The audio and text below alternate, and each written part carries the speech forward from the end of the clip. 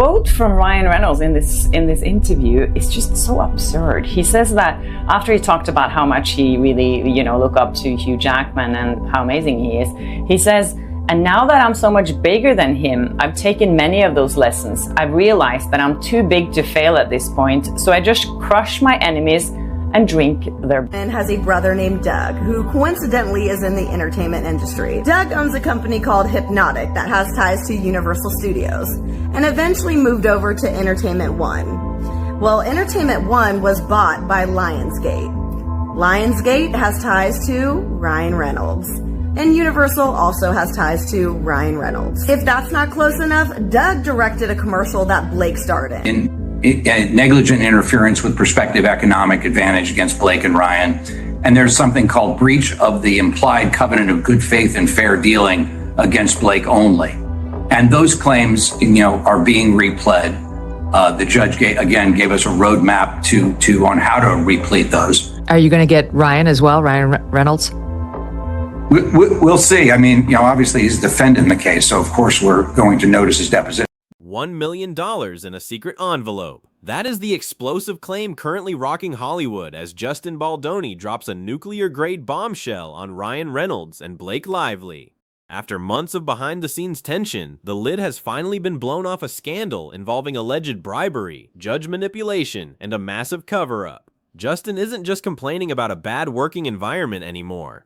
He is accusing Ryan of essentially buying a legal victory to protect his $250 million empire. The silence from the Reynolds camp is deafening, and for the first time ever, the man who is too big to fail looks like he might actually be panicking. Important to say, okay, I believe in this, and that's why I'm standing up for it, and that's why I'm not being difficult. And then there are other moments to go like, am I in the room? Like, what is happening here? I would show up on a set. I knew that they just wanted me to show up and look cute and stand on a little pink sticker where I'm supposed to go and say what I'm supposed to say. But I also knew that that wasn't fulfilling for me, that I wanted to be a part of the storytelling, that I wanted to be a part of the narrative, whether that be in the writing, in the costume design, in creating the character.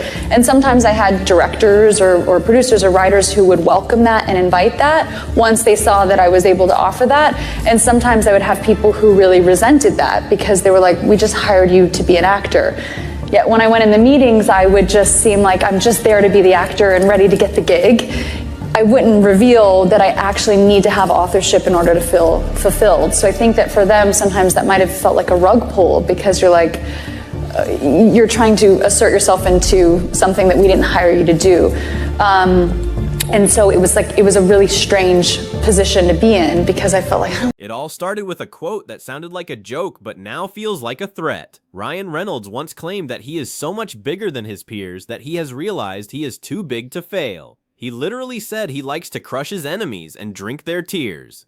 While fans laughed it off as classic Deadpool humor, Justin Baldoni's legal team is now using those exact words to paint a picture of a Hollywood bully who uses his massive influence to steamroll anyone in his way. This isn't just about a movie set disagreement anymore. This is a full-blown war where Ryan's reputation as the nicest guy in show business is being dismantled piece by piece. Negligent interference with prospective economic advantage against Blake and Ryan. And there's something called breach of the implied covenant of good faith and fair dealing against Blake only. And those claims, are being repled. The judge gave us a roadmap to on how to replete those. Are you going to get Ryan as well, Ryan Reynolds? We'll see. Obviously he's defending the case, so of course we're going to notice his deposition. The legal battle took a shocking turn when a judge suddenly dismissed Justin's case on a technicality. But Justin says the reason for that ruling is far more sinister than anyone imagined. He is alleging that the judge overseeing the case, Louis Lyman, was influenced by $1 million bribe. While that sounds like a plot from a thriller movie, Justin's team says the math actually makes sense. If the case had gone to trial and Ryan and Blake had lost, they could have been on the hook for $250 million. Paying off a judge would have been a much cheaper way to make the problem disappear, and now Justin is claiming he has the receipts to prove it. Has a brother named Doug, who coincidentally is in the entertainment industry. Doug owns a company called Hypnotic that has ties to Universal Studios, and eventually moved over to Entertainment One. Well, Entertainment One was bought by Lionsgate. Lionsgate has ties to Ryan Reynolds. And Universal also has ties to Ryan Reynolds. If that's not close enough, Doug directed a commercial that Blake starred in. Take a look. If you're ever out somewhere and you're considering voting McCain, just call me. I'll pick you up. Doug also has ties to a VR company, Invisible. Invisible has investments directly from Disney. The cherry on top is Christoph Beck, a composer that has worked on 4 films of Doug's. He also composed multiple episodes of a show called George and Leo. 2 of those episodes that he composed actually starred Robin Lively, these 2 episodes. He has also worked heavily with Disney, Marvel, and 20th Century. Some of his most well-known work is from Frozen. Christoph also composed for a movie called The Guilt Trip that was directed by Anne Fletcher, the same director for The Proposal that is owned by Disney and starred Ryan Reynolds. That one. Last but not least, he has heavy ties with Sean Levy, working with him on multiple films and TV pilots, one of the films starring Ryan Reynolds. All this to say, Judge Lyman needs to recuse himself, and I don't know why he has. The connections between the judge and the Reynolds family are deep and incredibly suspicious. It turns out the judge's brother, Doug Lyman, is a major player in the entertainment industry with direct ties to the couple. Doug owns a company called Hypnotic, which has major business links to Universal and Lionsgate, both of which have massive financial stakes in Ryan Reynolds' career. But it gets even more personal than that. Doug Lyman actually directed a political commercial that Blake Lively starred in years ago. The fact that a judge would preside over a case involving his brother's former business associate has many people calling for an immediate investigation. Justin Baldoni isn't stopping at just naming the judge. He's tracing a web of influence that goes all the way to some of the biggest names in the world. He pointed out that the judge's brother is best friends with Salma Hayek's billionaire husband. Why does that matter? Because Salma Hayek is one of Blake Lively's closest friends in the industry. Just days before the lawsuit was dismissed, Blake was spotted having a very private dinner with Salma. Fans are putting 2 and 2 together and wondering if that dinner was actually a strategy session to ensure the legal outcome was already decided before they ever stepped foot inside a courtroom to face the music. The evidence of a conflict of interest doesn't end there, as Justin's team has uncovered a massive trail of professional overlaps. They found a composer named Christoph Beck who has worked on multiple films with the judge's brother and also happens to have heavy ties to Disney, Marvel, and 20th Century.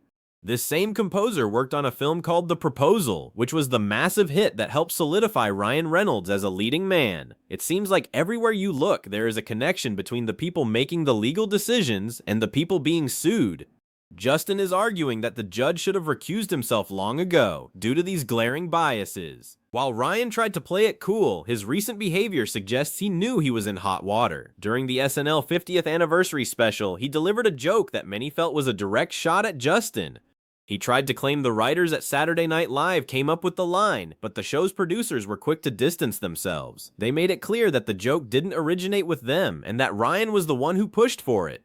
Longtime cue card handler Wally Farrison even confirmed that Ryan had prepared the joke well in advance and practiced it during rehearsals, proving that this wasn't an accident but a calculated attempt to humiliate Justin. Even the blockbuster movie Deadpool and Wolverine reportedly contains hidden insults aimed at Justin Baldoni. Ryan portrays a variant of his character named Nicepool, who many believe is a parody of Justin's public persona. In one specific scene, the character makes a comment about an intimacy coordinator, which is a direct reference to the rumors that Justin made Blake feel uncomfortable during filming.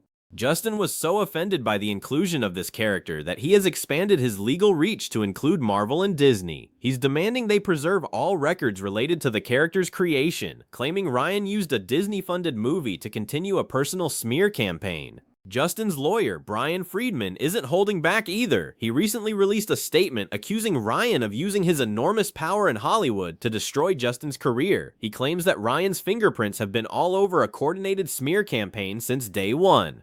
According to the legal team, Ryan didn't just act as a supportive spouse. He actively strong-armed major talent agencies like WME into dropping Justin as a client.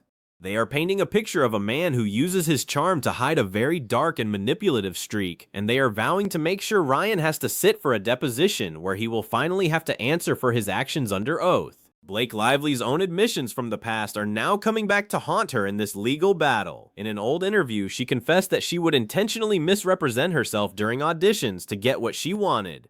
She admitted that she would act like a simple actor just to get the job, but once the contract was signed, she would pivot and demand authorship over the script and costumes. Justin's team argues that this is exactly what happened on their movie set. She allegedly stepped on his toes, went over his head to perform his job, and then filed a complaint against him when he tried to push back against her sudden takeover of the production. The fallout from this case is starting to reach the highest levels of Disney and Marvel. Justin's legal team sent a formal letter to Kevin Feige and Bob Iger, warning them that they could be held liable for Ryan's alleged bullying.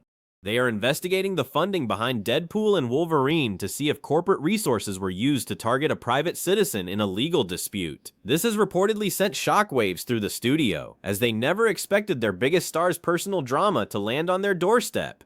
Ryan is now facing pressure from his business partners to make this go away, but Justin seems determined to see it through to the end. Ryan's legal team is desperately trying to get him removed from the case entirely, but the judge's previous ruling gave Justin a roadmap on how to bring him back in. Ryan has described himself in filings as nothing more than a supportive husband who witnessed the emotional toll the lawsuit took on his wife. However, Justin's lawyers say that is a total lie. They claim Ryan was a key player who spent months defaming Justin behind closed doors at some of the most powerful offices in Hollywood. They are arguing that Ryan can't light a match and then try to run away from the flames once the fire starts spreading to his own multi-million-dollar brand. The most damaging part of the leak involves the way Ryan and Blake reportedly handled the original harassment allegations. While Blake stood alongside organizations defending women's rights, Justin's team claims her lawsuit was actually a retaliatory move designed to silence him. They argue that she used the Me Too movement as a shield to protect herself from legitimate claims of breach of contract. By framing herself as a victim, they say she was able to use legal technicalities to get the first case dismissed.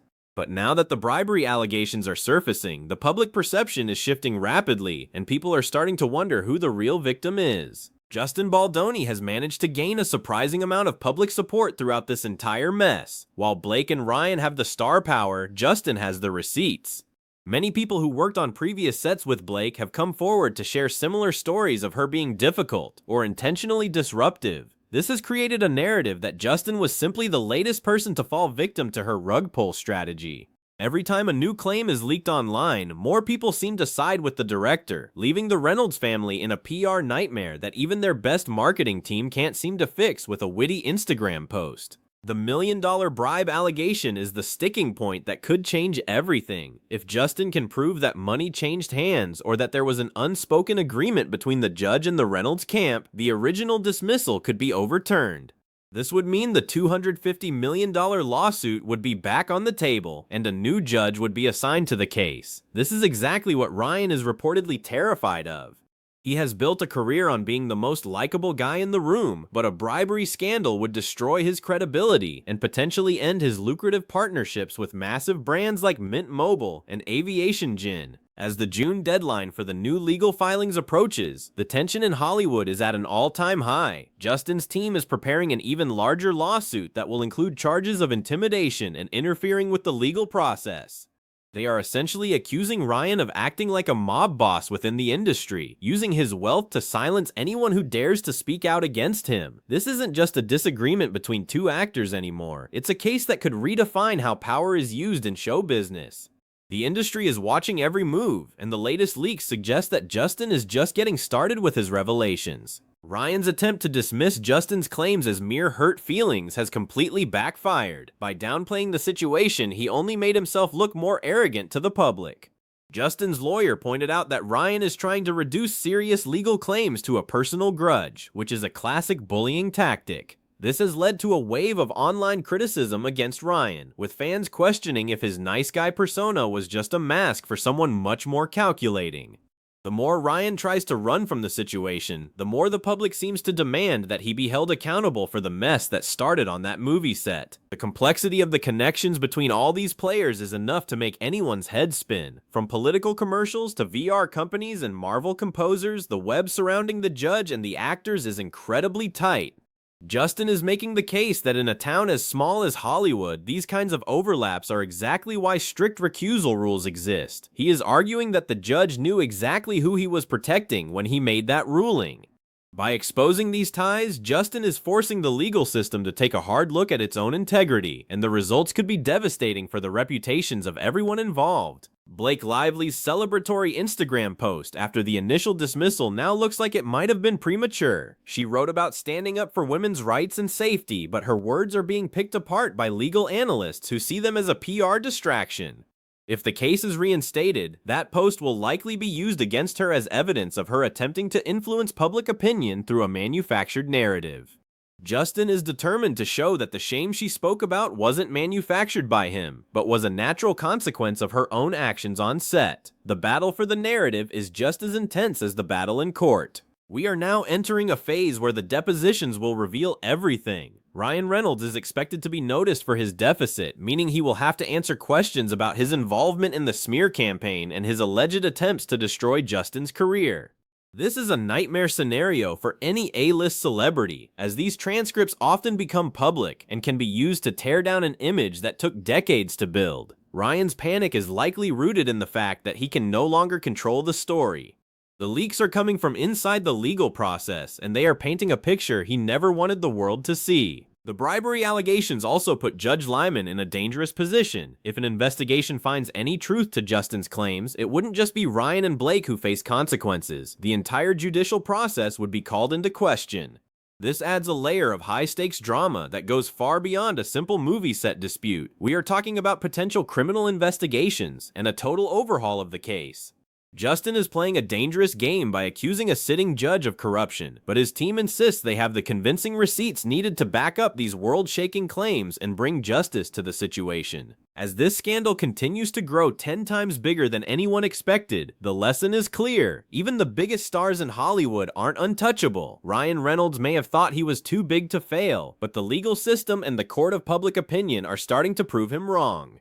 Every new leak brings more questions and fewer answers for the Deadpool star. He is currently facing a coordinated legal attack from a man who has nothing left to lose, and that makes Justin Baldoni the most dangerous enemy Ryan has ever faced.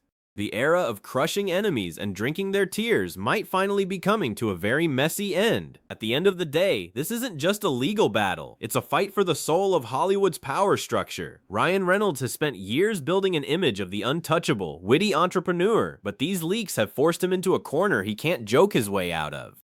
If Justin Baldoni manages to prove even a fraction of these bribery and intimidation claims, the fallout will be catastrophic for everyone involved. We are watching a high-stakes game of chicken where the winner takes all and the loser loses their entire legacy.